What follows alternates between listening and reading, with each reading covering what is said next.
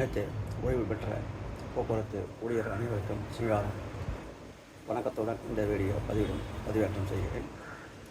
இந்த வீடியோ பதிவேற்றத்தின் நோக்கம், நாம் இந்த பென்ஷன் இம்ப்ளிமெண்ட் பண்ணது 1/9/1998 கிட்டத்தட்ட ஒரு 27 ஆண்டு காலம் கடந்து விட்டது. அந்த பென்ஷன் விதியில் நமக்கு 2W என்று ஒரு கிளாஸ் உள்ளது. அந்த 2W என்ற கிளாஸ் என்னவென்றால், அரசு ஊழியர்களுக்கு இணையான பென்ஷன் வழங்கப்பட வேண்டும் என்பதுதான் அந்த சரத்து. அந்த சரத்து இதுநாள் வரை எந்த ஒரு சங்கமும் கவனிக்கவில்லை. நாம் அடிக்கடி உங்கள் அனைவருக்கும் தெரியும், ஒவ்வொரு ஒப்பந்த உயர்வும் தரப்படுவதில்லை, பே கமிஷனும் தரப்படுவதில்லை. டிஏ உயர்வு மட்டும் நாம் இப்போது உச்சநீதிமன்றம் வரை வெற்றி பெற்றுவிட்டோம் என்பது அனைவருக்கும் தெரியும்.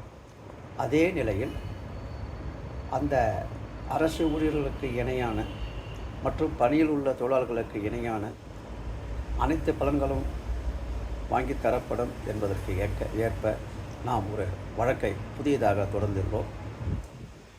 அந்த வழக்கின் சாராம்சம் இதுதான். பிரேயர் அரசு ஊழியர்களுக்கு இணையான pay revision, additional pension, dearness allowance மற்றும் அனைத்து உரிய நமக்கு பலன்களும் தர வேண்டும் என்பதுதான் அதன் நோக்கம்.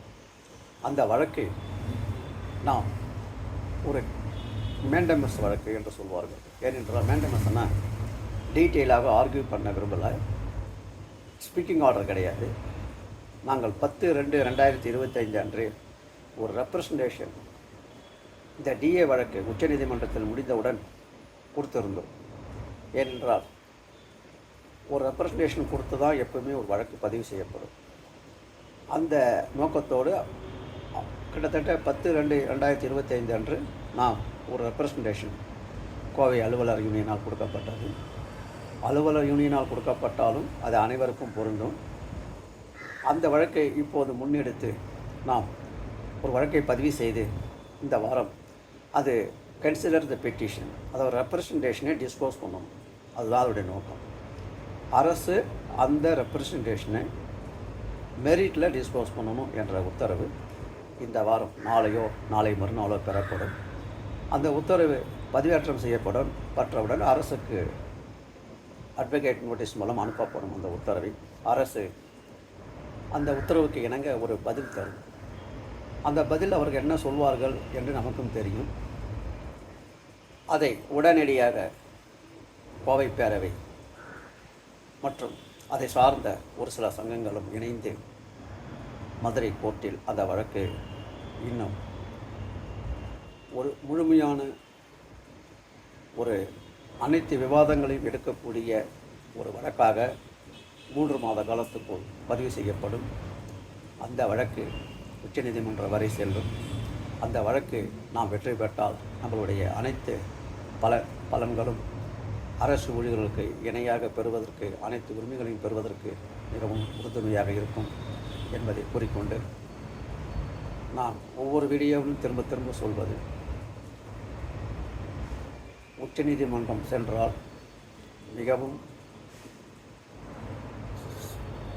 மிகப்பெரிய சீனியர் கவுன்சிலை அரசு வைக்கும். அதை அதை எதிர்கொண்டு நாம் வாதிட்டு வெற்றி பெற வேண்டுமானால் அதற்கு இணையான அந்தஸ்தில் உள்ள senior counsel, top 5 of supreme court senior counsel சொல்லுவாங்க. கபில் சிபில், ரோத்தி, அபிஷேக் மனு சிங்வி போன்ற மிக சிறந்த வழக்கறிஞர்களை நாம் வைக்க வேண்டும். அதற்கு ஏதுவாக நாம் நம்முடைய நிதிச்சுமை அதிகமாகும். ஒவ்வொரு ஹியரிங்கிலையும் மிக அதிகமான நிதிச்சுமையை ஏற்க வேண்டிய நிலைமை வரும். அதை எதிர்கொள்ள அனைத்து ஓய்வு பெற்ற பணியாளர்களும் சங்க வேறுபாடின்றி நம்மளுடைய உரிமைகளை பெறுவதற்கு நாம் ஓய்வு பெற்றுவிட்டோம். நம் உரிமைகள் அனைத்தும் பாதுகாக்கப்பட வேண்டும். அரசிடம் கேட்டு பெற வேண்டும். அரசு தானாக கொடுக்காது. உச்சநீதிமன்றம் வரை சென்று வெற்றி பெற்றால் தான் கொடுக்கும். அந்த சட்ட நடவடிக்கைகள் கோவை பேரவை மூலமாக ஒரு ஒரு அர்ப்பணிப்புடன் பணியாற்றுகிறது என்பதை கூறிக்கொண்டு அனைவரும் ஒன்று சேருங்கள்.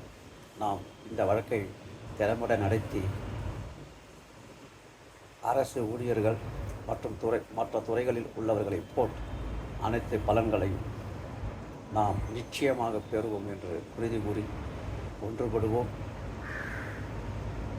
நாம் இப்போது தொடுத்திருக்கும் வழக்கு ஒரு முக்கியமான காலகட்டத்தை கடக்கும்.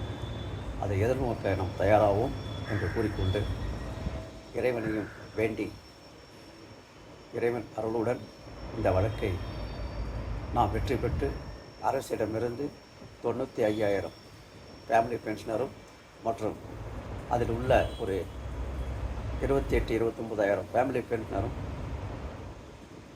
அந்த வாங்குகிற பென்ஷன் மீண்டும் ஒரு 50% உயர்த்துவதற்கான வழிவகையை கோவை பேரவை அனைவருடைய ஒத்துழைப்புடன் செய்யும் என்று கூறிக்கொண்டு இந்த வீடியோ பார்த்ததுக்கு நன்றி கூறி விடைபெறுகிறேன். மீண்டும் சந்திப்போம்.